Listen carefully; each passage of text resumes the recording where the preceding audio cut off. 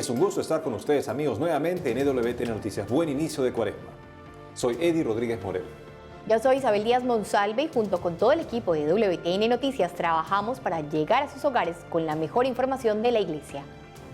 Y estos son los titulares. Iglesia en México anuncia medidas concretas contra abusos tras encuentro con el Papa. La Santa Sede abrirá los documentos del archivo secreto sobre el pontificado de Pío XII. Y el Papa Francisco da consejos a jóvenes católicos que desean entrar en política. Empezamos el noticiero con información de México, donde la Conferencia Episcopal anunció medidas concretas contra los abusos tras el encuentro con el Papa. La Conferencia Episcopal Mexicana anunció 3 primeras medidas concretas para hacer frente a los abusos por parte de miembros del clero, luego de que su Consejo Presidencial se reuniera con el Papa Francisco el 1 de marzo en el Vaticano. De ese modo, Monseñor Rogelio Cabrera, presidente del Episcopado Mexicano, Monseñor Carlos Garfias, vicepresidente, y Monseñor Alfonso Miranda, secretario general, viajaron a Roma para sostener una audiencia privada con el Santo Padre. En ese sentido, los prelados indicaron que la primera medida contra los abusos es el situarse a favor de las víctimas, ya que no es suficiente pedir perdón, es necesario poner a la víctima en primer lugar y comprometerse en su proceso de sanación. La segunda consideración implica enfocarse en la formación de sacerdotes. Este esfuerzo apunta a que los seminaristas logren una vivencia plena de su vocación, así como evitar tener presbíteros que sean o representen un riesgo para los menores y para las personas vulnerables. Finalmente, la tercera medida expresada por la Conferencia Episcopal se basa en reforzar y verificar las directrices de las conferencias episcopales, elevándolas a un rango normativo, no solo indicativo. Y hace unos días se dio a conocer que por voluntad del Papa Francisco, el Vaticano abrirá a los investigadores el acceso a los documentos secretos referidos al pontificado de Pío XII. Veamos. El Papa Francisco dio a conocer recientemente que la Santa Sede abrirá en marzo de 2020 los documentos referidos al pontificado del venerable Papa Pío XII. De esta manera, el Vaticano pretende ofrecer luz a este periodo de la Iglesia que coincidió con la tragedia de la Segunda Guerra Mundial y que ha generado numerosas polémicas. Como se recuerda, el Papa Pío XII es víctima de una leyenda negra, según la cual el pontífice habría sido antisemita y cómplice de los crímenes de los nazis durante la ocupación alemana de Italia en dicha época histórica.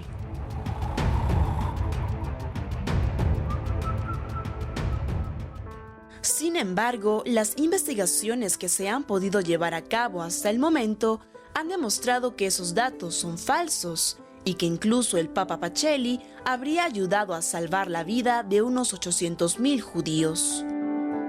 En ese sentido, el Papa Francisco señaló que la Iglesia no tiene miedo de la historia y que al contrario, la ama y le gustaría amarla como Dios la ama.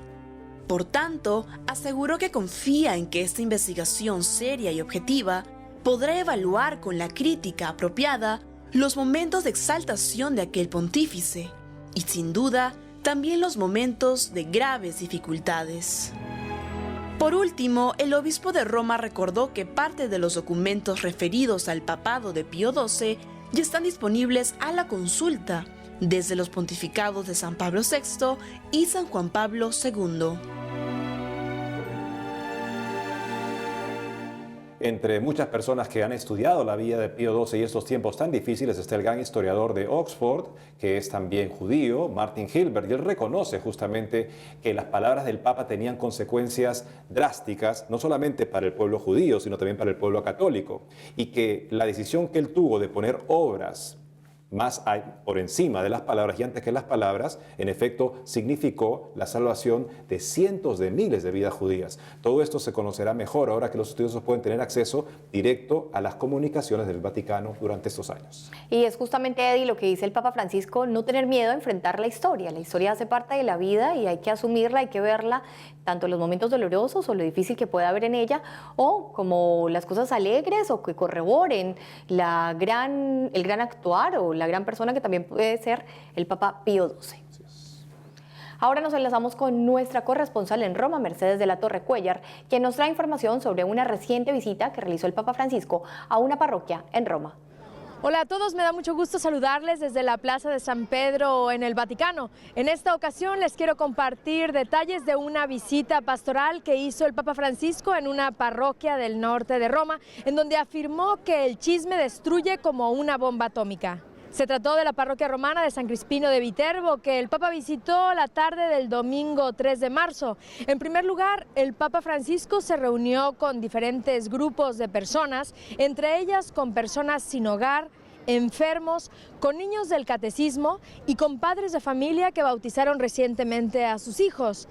En el encuentro que tuvo con los niños, el Santo Padre respondió a algunas preguntas. Una de ellas era sobre la existencia del diablo. El Papa aseguró que no es solo un cuento de ancianas, sino que el demonio sí existe de verdad y es nuestro mayor enemigo, pues trata de hacernos resbalar en la vida.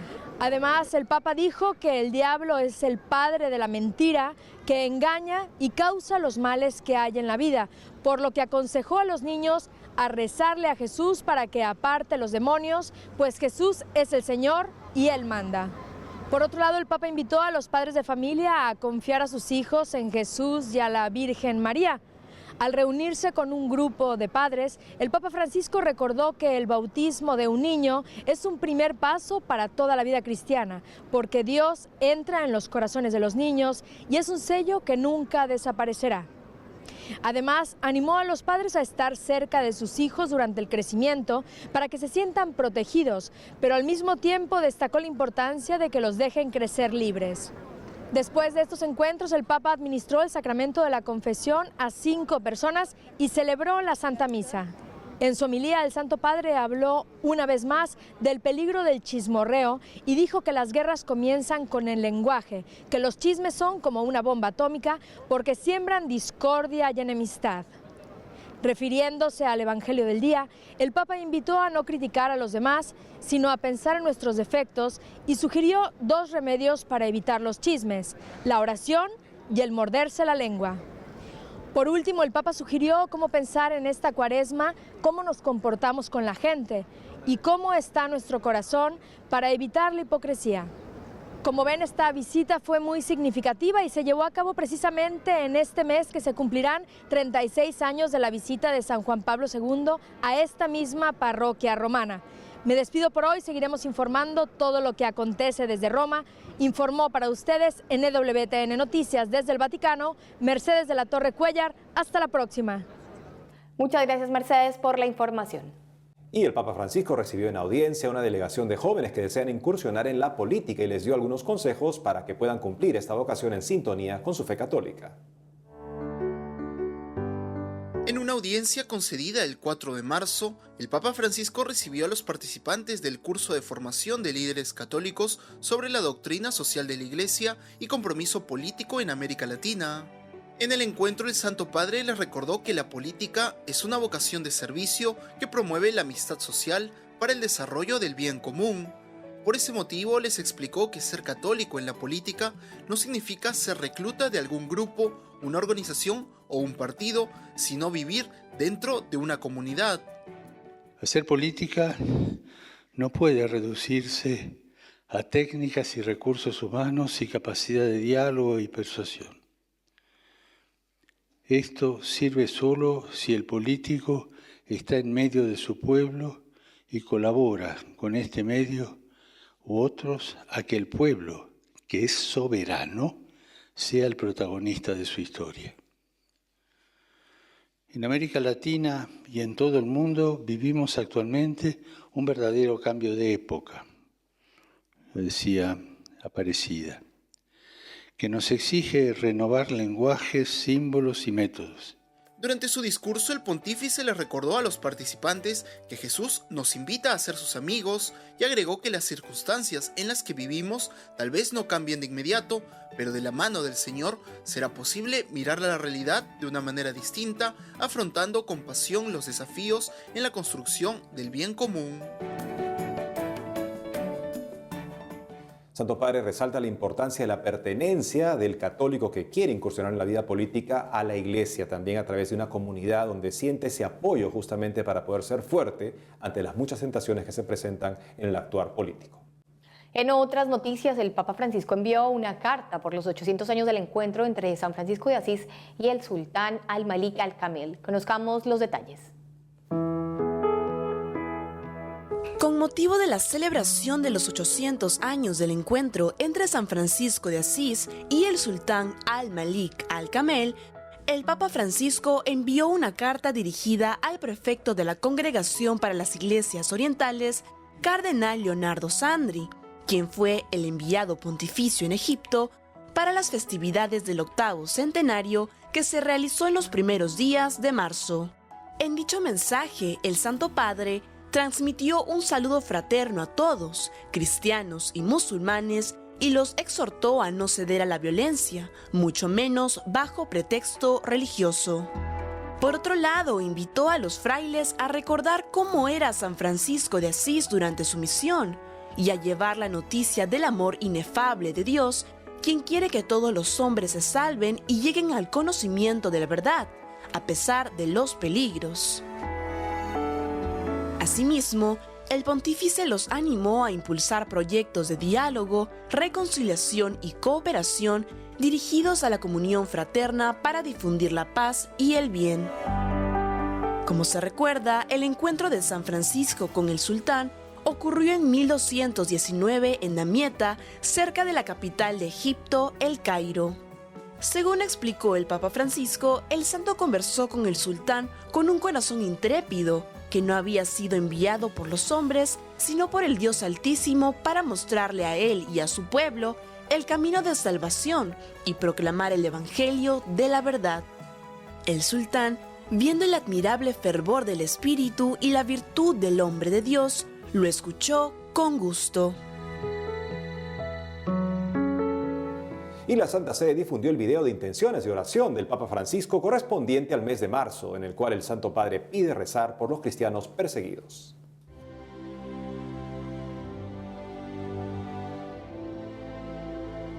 Quizás nos cueste creerlo, pero hoy hay más mártires que en los primeros siglos. Son perseguidos porque a esta sociedad le dicen la verdad y anuncian a Jesucristo. Esto sucede especialmente allí donde la libertad religiosa todavía no está garantizada. Pero también en países que en la teoría y en los papeles tutelan la libertad y los derechos humanos. Recemos para que las comunidades cristianas, en especial aquellas que son perseguidas, sientan la cercanía de Cristo y tengan sus derechos reconocidos.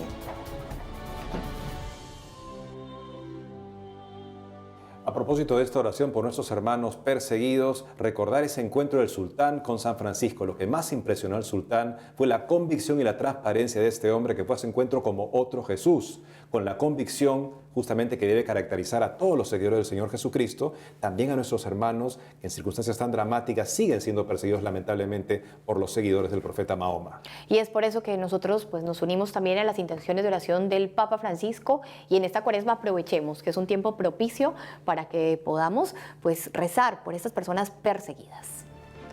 Y bueno, amigos, tenemos que hacer una pausa, pero al volver, Obispo de Córdoba en España propone pautas para vivir bien la Cuaresma. Y película El Mayor Regalo se estrenará en varios países de Sudamérica. Ya volvemos con más información en EWTN Noticias.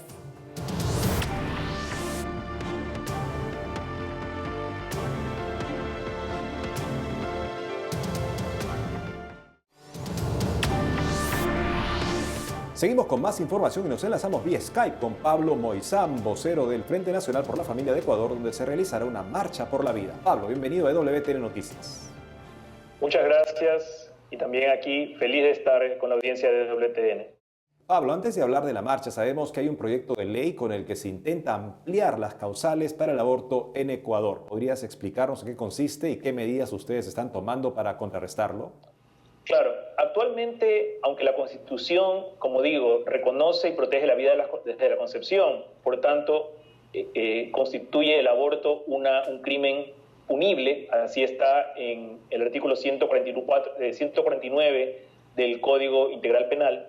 Existen dos causales en que actualmente se permite el aborto no punible, que es cuando la mujer con discapacidad mental ha sido víctima de una violación o cuando la vida de la mujer, médicamente comprobado, está en peligro por causa de su embarazo.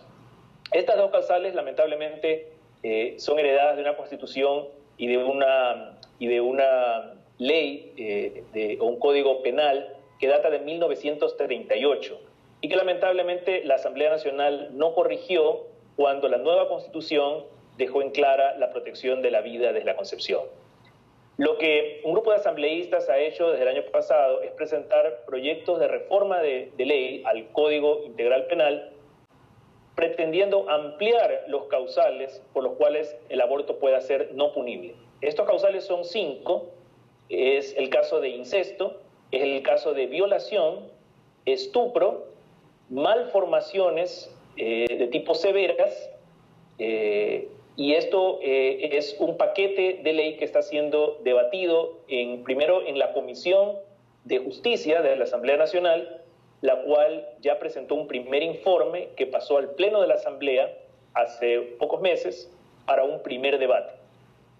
La Comisión de Justicia también recibió a varios grupos pro aborto y grupos pro vida, como organizaciones sociales de todo el país, también algunos especialistas y representantes de otros países que vinieron a presentar sus argumentos.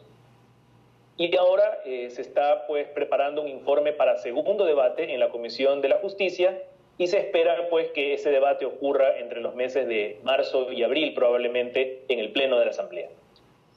Los grupos pro vida en Ecuador estábamos activamente trabajando en varios frentes, primero para mostrar la inconstitucionalidad tanto de los dos causales que ya están hoy en el Código Integral Penal por una inobservancia de la Asamblea Nacional, pero también para evitar que se amplíen estos causales con este proyecto de reforma de ley. Además, estamos trabajando en varios frentes a nivel formativo, tanto con los legisladores como la ciudadanía en general, para que creemos conciencia respecto a un derecho que ya existe en la Constitución y que la ciudadanía tiene el deber de conocer y de respetar. Pablo, pasando ahora sí al tema de la marcha, ¿cómo podrían hacer los ecuatorianos y todas las personas de buena voluntad para participar de esa manifestación a favor de la vida que se realizará en los próximos días en Guayaquil?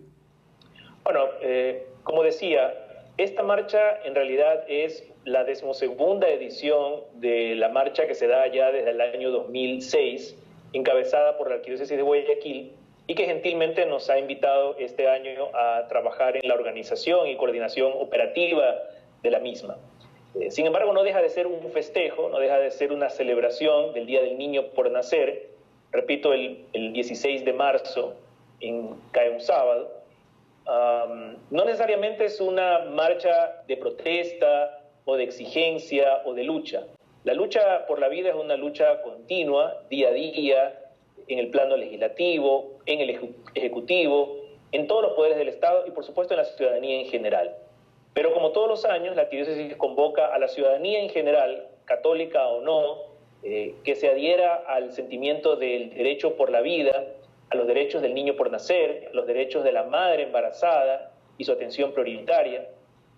Y es una celebración, más que una protesta, una lucha o una exigencia, es una celebración de que hay vida desde la concepción, de que nuestra Constitución la reconoce y la protege, y que todos los ciudadanos, independientemente del credo, de sus afiliaciones políticas, participen en una marcha pacífica que simplemente busca celebrar y reconocer la vida desde la concepción. Pablo, muchas gracias por todo lo que nos has comentado y muchos éxitos en la Marcha por la Vida en Guayaquil. Gracias y esperamos que todos se unan a esta causa. Estaremos comentándoles más adelante los resultados. Por otro lado, el obispo de Córdoba en España explicó en una reciente carta semanal a los fieles el sentido de la Cuaresma y señaló que es un tiempo litúrgico que nos prepara para la gran fiesta de la Pascua. El obispo de Córdoba en España, Monseñor Demetrio Fernández, explicó en su carta semanal que el sentido de la Cuaresma, que se inicia con el miércoles de ceniza, Es un tiempo litúrgico que nos prepara para el acontecimiento central de la vida de Cristo, su pasión, muerte y resurrección. En este sentido, el prelado recordó que la Iglesia da unas pautas para quien quiera hacer el camino cuaresmal. Entre estas indicaciones, mencionó la oración como la respiración del alma, ya que sin ella no hay vida de relación con Dios. Asimismo, destacó la lectura de la palabra de Dios, la participación más asidua en los sacramentos, así como el rezo del Santo Rosario. Por otro lado, Monseñor Demetrio se refirió al ayuno y afirmó que el privarse de algo ayuda a tener el corazón dispuesto a Dios y al servicio a los demás. En ese sentido, recordó que la Iglesia también propone la limosna, es decir, la generosidad con el prójimo. Finalmente, el obispo de Córdoba recordó que la Cuaresma es tiempo de salir al encuentro de los más necesitados y de compartir con los pobres las cualidades y el dinero, para prolongar la misericordia de Dios, quien es bueno con todos, especialmente con sus hijos más débiles. Cada cuaresma es un tiempo nuevo que el Señor nos ofrece para convertirnos, para que nos acerquemos cada vez más a Él y podamos vivir la Pascua de la Resurrección. Esperemos que este tiempo pues no pase en vano y que nuestros compromisos sean medibles, sean concretos para poder pues justamente acercarnos a eso, en este camino que estamos, en este peregrinar, acercarnos un poco más al Señor. La mejor cuaresma de nuestra vida, que es la que Dios quiere vivir con nosotros ahora, Isabel, pasa por mejorar nuestra oración. Y la oración es ante todo nuestra entrega a Dios, de manera que extendemos esa entrega a todo lo que hacemos. Como dice Pablo, oren sin cesar. También mortificando todo lo que reduce a Jesús en nuestra vida. ¿Qué podría ser? La pereza, la lujuria, algún mal hábito. Pues mortificar eso para que Jesús crezca en nuestra vida y además servir con generosidad de nuestro tiempo y nuestros recursos. Eso hará que esta sea la cuaresma que Dios quiere vivir con nosotros, la mejor cuaresma de nuestra vida. Ahora les contamos que el representante en Perú, Ecuador y Bolivia de la productora Infinito Más Uno estuvo visitando los estudios de EWTN Noticias y nos habló sobre el mensaje de la última película de esta productora, El Mayor Regalo, que por estos días se estará estrenando en varios países de Sudamérica. Escuchemos lo que nos dijo. El Mayor Regalo trata sobre el perdón. Y es que, como el título mismo del largometraje lo dice, el perdón es el mayor regalo que nosotros podemos darle a alguien y asimismo es el mayor regalo que podemos recibir de alguien cuando alguien nos perdona. El 8 de marzo estrenamos en Uruguay, el 21 de marzo en Perú, también el mismo 21 de marzo en Chile, luego el 4 de abril en Paraguay y el 12 de abril en Ecuador. Así que media Latinoamérica está en plena fiesta de perdón. Desde hace casi 5 años venimos promoviendo cine católico en Perú, en Ecuador, en Bolivia. Nuevamente 4 años y medio después volvemos acá con esta lindísima película, El Mayor Regalo. La verdad es que para nosotros ha sido una experiencia maravillosa en conocer gente que no solamente aprende o reflexiona con estas películas, sino que se entretiene. Estas producciones católicas son una invitación a la reflexión, una invitación al cambio, una invitación a la evangelización en el séptimo arte. Y es que se está haciendo muy buen cine católico, pues, y es el momento y hay que aprovechar para apoyarlo, para que sigan haciendo más de estas películas. Y ya estamos enlazados con nuestro corresponsal en Lima, Perú, Miguel Dizárraga, quien nos trae información sobre la ordenación episcopal y toma de posesión del nuevo arzobispo de Lima. Adelante, Miguel. Isabel, Eddy, ¿cómo están? Los saludo desde la Catedral de Lima, donde el sábado 2 de marzo, Monseñor Carlos Castillo fue ordenado obispo y tomó posesión como 33º arzobispo de Lima y primado del Perú. Antes de su ordenación episcopal y toma de posesión, Monseñor Carlos Castillo se dirigió a la iglesia de San Lázaro en el Rímac, donde realizó una profesión de fe y un juramento de fidelidad ante el nuncio apostólico, Monseñor Nicola Girasoli, una tradición que realiza todo nuevo arzobispo electo de Lima desde la época de Santo Toribio de Mogrovejo, patrono del episcopado latinoamericano. Posteriormente, Monseñor Castillo, diversos miembros del clero y los fieles partieron en procesión rumbo a la catedral. La misa estuvo presidida por el nuncio en el Perú, Monseñor Girasoli, acompañado por los cardenales Juan Luis Cipriani, Pedro Barreto y el presidente de la Conferencia Episcopal, Monseñor Miguel Cabrejos. En su homilía, el representante diplomático de la Santa Sede pidió al nuevo arzobispo de Lima que sea un promotor de la unidad en el país. Asimismo, Monseñor Girasoli destacó que el Papa nos propone una iglesia que, como Jesús en la cruz, debe tener siempre los brazos abiertos, debe ser misericordiosa y debe ponerse de rodillas para escuchar a todas las víctimas. Además, el prelado expresó su agradecimiento a nombre del Papa Francisco al cardenal Juan Luis Cipriani, quien por 20 años fue el arzobispo de Lima, y resaltó que bajo su ministerio episcopal Lima creció mucho. Y en otras noticias les informo que a inicios de este mes, la Conferencia Episcopal Peruana, Cáritas del Perú y la organización cristiana World Vision se unieron para realizar la caminata Huellas de Ternura, una movilización social que busca denunciar la violencia infantil. Se trata de una acción de movilización social de carácter ecuménico que busca denunciar las diversas formas de violencia que se ejercen contra los niños y niñas, proponiendo la ternura como camino para promover la vida y la dignidad.